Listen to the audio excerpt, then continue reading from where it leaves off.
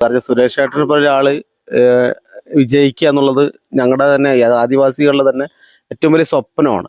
കാരണം വെച്ച് കഴിഞ്ഞാൽ ഞങ്ങളിപ്പോൾ അത് തന്നെ സുരേഷ് ഏട്ടനാണ് സ്ഥാനാർത്ഥി എന്ന് പ്രഖ്യാപിച്ചപ്പോൾ തന്നെ മുതൽ ഞങ്ങൾ നമ്മുടെ ഊരിലെ ദൈവങ്ങൾക്ക് വേണ്ടി നമ്മുടെ വനദുർഗയ്ക്ക് വേണ്ടിയിട്ട് പ്രാർത്ഥനകളും വഴിപാടുകളും നിരവധി വഴിപാടുകളും പ്രാർത്ഥനകളും നമ്മുടെ അമ്പലത്തിൽ നമ്മുടെ ആളുകളെ അർപ്പിച്ചു കഴിഞ്ഞു. കാരണം വെച്ച് കഴിഞ്ഞാൽ നിരവധി ഫണ്ടുകളും എന്താ പറയുക സംഭരണമായിട്ടും നിരവധി എന്താ പറയുക കോടിക്കണക്കിന് ഫണ്ടുകൾ ആദിവാസികൾക്ക് വേണ്ടിയിട്ട് സെൻട്രൽ ഗവൺമെൻറ് കേന്ദ്ര ഗവൺമെൻറ് മറ്റുള്ളത് നമുക്ക് തരുന്നുണ്ട്.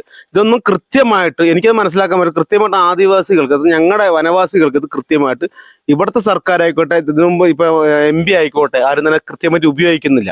അത് അവിടുത്തെ ഒരു വർക്ക് ഈ കുടിവെള്ള പദ്ധതി ഞാനത് കണ്ടപ്പോൾ ഞെട്ടിപ്പോയി. കാരണം വെച്ചാൽ അവർക്ക് തോന്നിയ പോലെ ചെയ്തിട്ട് പോകണം, ചോദിക്കാനും പറയാൻ ആരുമില്ല.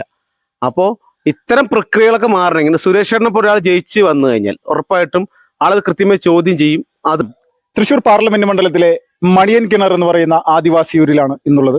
പ്രധാനമായിട്ട് ഇവിടെ എത്തിയിരിക്കുന്നത് ചില ഒന്ന് രണ്ട് വാർത്തകൾ അറിഞ്ഞിട്ടാണ്. സുരേഷ് ഗോപി എന്ന് പറയുന്ന BJPയുടെ സ്ഥാനാർത്ഥിയാവുന്നതിന് മുന്നോടിയായിട്ട് തന്നെ ഇവർക്ക് ഒരുപാട് പ്രതീക്ഷകൾ നൽകിയിട്ടുണ്ട്.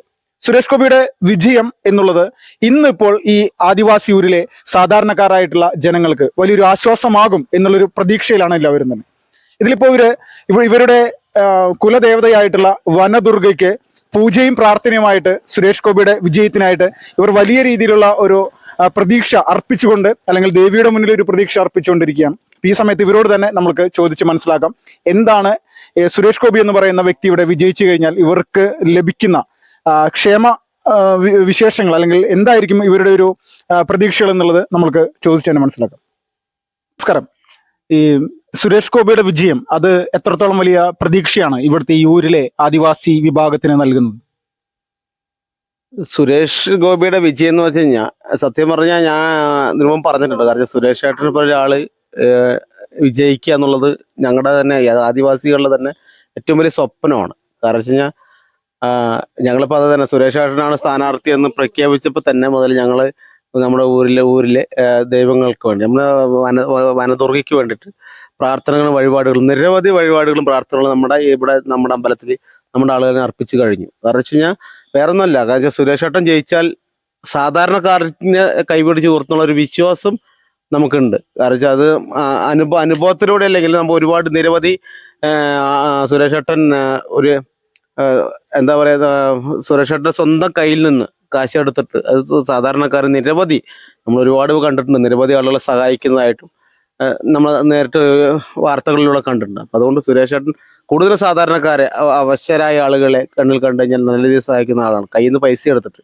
അപ്പം അത് വെച്ച് നോക്കുമ്പോൾ മറ്റുള്ള ജനപ്രതിനിധികൾക്ക് ആൾക്കൊരു എന്താ പറയുക സാധാരണക്കാരുടെ വിഷയങ്ങൾ നേരിട്ട് അറിഞ്ഞ് ചെയ്യാൻ മനസ്സുള്ള ഒരാൾ കൂടിയാണ്. അപ്പോൾ ആൾ വിജയിക്കുന്നതിനെയാണ് ഞങ്ങൾക്ക് 100% വിശ്വാസം. കാരണം ഞങ്ങളുടെ മനദൈവത്തോട് ഞങ്ങൾ നിരന്തരം പ്രാർത്ഥിച്ചിരിക്കുന്നതും ആഴ്ചയിൽ പൂജ നടത്തുന്നുണ്ട്.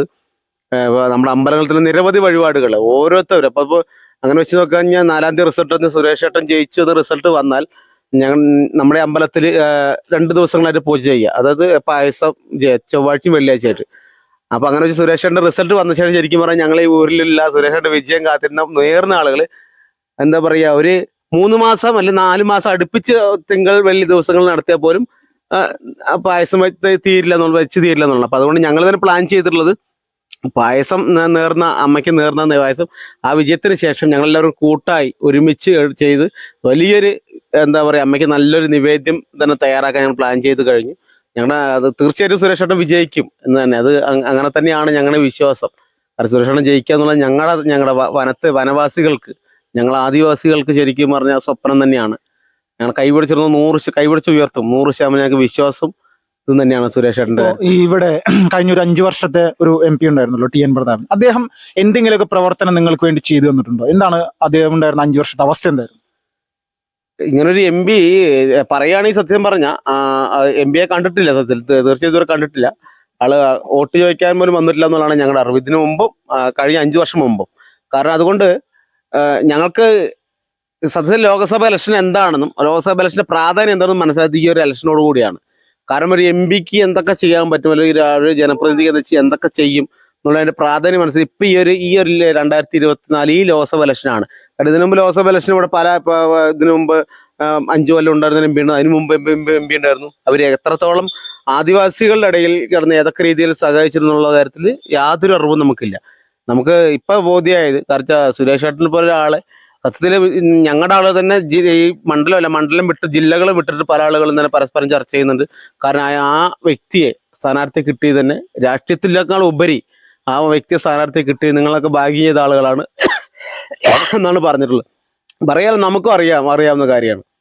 അപ്പൊ അതിനു മുമ്പ് എന്നാ എം പിയെ കുറിച്ച് നമുക്ക് അറിയില്ല. അതിൽ അങ്ങനെ ആളെ പത്രത്തിലൊക്കെ വല്ല ഇലക്ഷൻ ടൈമിലാണ് അടുപ്പിച്ച് വന്നിട്ടുള്ളത് ഇങ്ങനെ പേരുകളും ഇതൊക്കെ. TN പ്രതാപനാണെന്ന് അറിയാം, പക്ഷെ അതിൽ നിന്ന് ഒരു എന്താ പറയാ ഒരു മുട്ടുസൂചിയുടെ ഉപകാരം പോലും കഴിഞ്ഞ 5 വർഷത്തിലേക്ക് ഞങ്ങൾക്ക് ആദിവാസികൾക്ക് ഉണ്ടായിട്ടില്ല എന്നുള്ളത് 100% ഉറപ്പ് തന്നെയാണ്.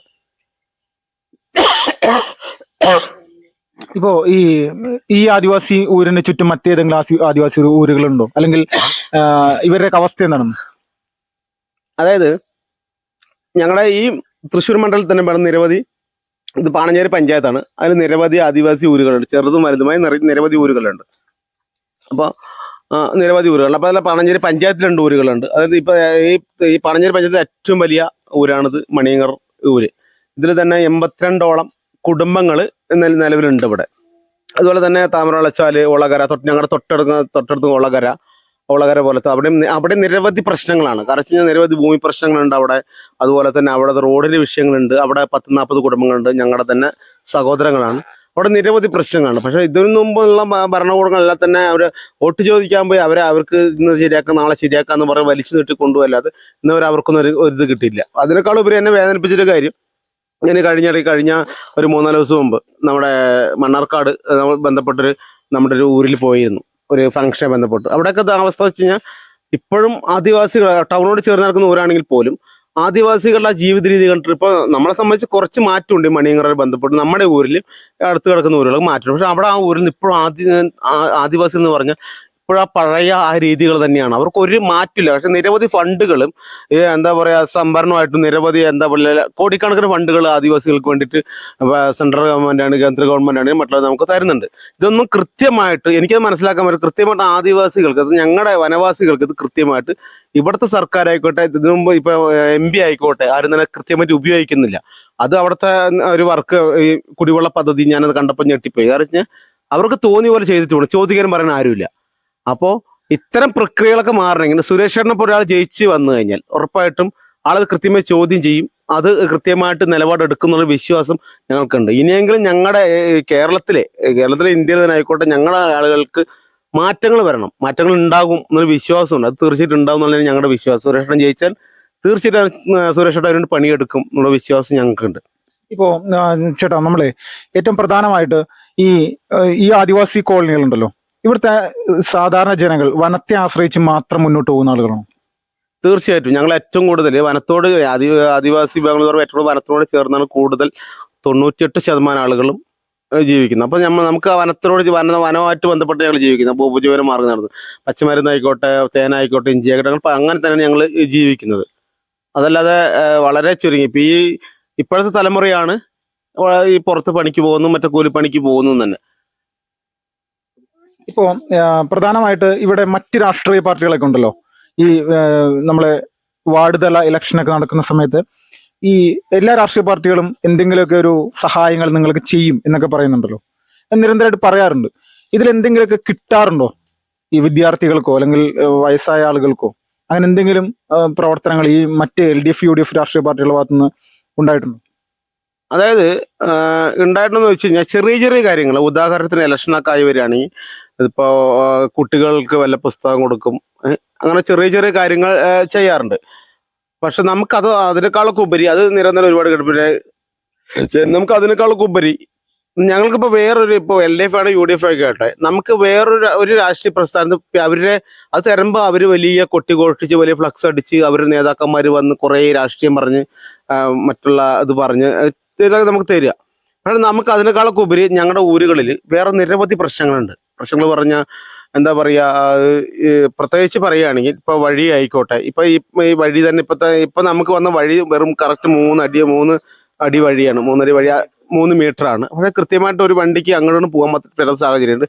അതുപോലെ കുടിവെള്ളം കൃത്യമായിട്ട് വളരെ ഇപ്പോഴും കുടിവെള്ളം കൃത്യമായിട്ട് എല്ലാ വീടുകളും കിട്ടുന്നില്ല, പൈപ്പുകൾ പൊട്ടിക്കിടക്കുക, പിന്നെ അതിലുപരി ഈ വീടുകൾ, നിരവധി വീടുകളില്ലാത്ത ഇപ്പോഴും കുടിൽ കെട്ടി താമസിക്കുന്ന കുടുംബങ്ങൾ ഞങ്ങളുടെ ഇതിനുള്ളിലുണ്ട്. ഈ പഞ്ചായത്ത് അടിസ്ഥാനത്തിലാണെങ്കിലും ഞങ്ങൾക്ക് കൃത്യമായി കിട്ടുന്ന സാധനങ്ങൾ ഇപ്പോഴും കിട്ടുന്നില്ല. അതിനേക്കാളൊക്കെ ഉപരി അത് നമ്മളൊരു ആവശ്യം പറഞ്ഞ് പോയാൽ പോലും അവരവിടെ നോക്കുന്നത് കൊടിയുടെ നിറമാണ്. അത് ഏത് കക്ഷിയാണോ ഭരിക്കുന്നത് ആ ഭരണകക്ഷിയുടെ കൊടിയുടെ നിറം നോക്കിയിട്ട് മാത്രമേ അവർ വീടായിക്കോട്ടെ മറ്റുള്ള സാധനം അനുവദിക്കുള്ളൂ. ആ ഒരു പ്രത്യേകത. അല്ലെ പിന്നെ നമ്മളിപ്പോൾ അതിനേക്കാളൊക്കെ ഉപരി ഇപ്പൊ ഒരു ജോലി സാധ്യത ഉണ്ടെങ്കിൽ പോലും PSC എഴുതിയ ആളുകളുണ്ട്. അതുപോലും ഇവര് രാഷ്ട്രീയം നോക്കി അതിന് അർഹതയുണ്ടെങ്കിൽ റാങ്ക് ലിസ്റ്റിൽ വന്നിട്ട് പോലും ഇവിടെ റാങ്ക് ലിസ്റ്റ് കയറ്റാതെ പിൻവാതിൽ നിയമനം എടുത്ത് അവർ റാങ്ക് ലിസ്റ്റ് മാറ്റിയ ചരിത്രം നമ്മുടെ ഊരിലുണ്ട്. അങ്ങനെ അതുകൊണ്ട് അവർ തരാറുണ്ട്. ഈ ചെറിയ ചെറിയ കാര്യങ്ങൾ ചെയ്യുന്നത് നമുക്ക് ആവശ്യപ്പെട്ട കാര്യങ്ങളൊന്നും കൃത്യമായിട്ട് തരുന്നില്ല. അത് തരണമെങ്കിൽ അവർ പറയുന്ന കാര്യം എന്താണ്, ഞങ്ങളുടെ രാഷ്ട്രീയ പാർട്ടി ചേര് എന്ന് ഏറ്റവും കൂടുതൽ പറയുന്നത് LDF ആണ്. ഇങ്ങനെ പറയാറുണ്ട്.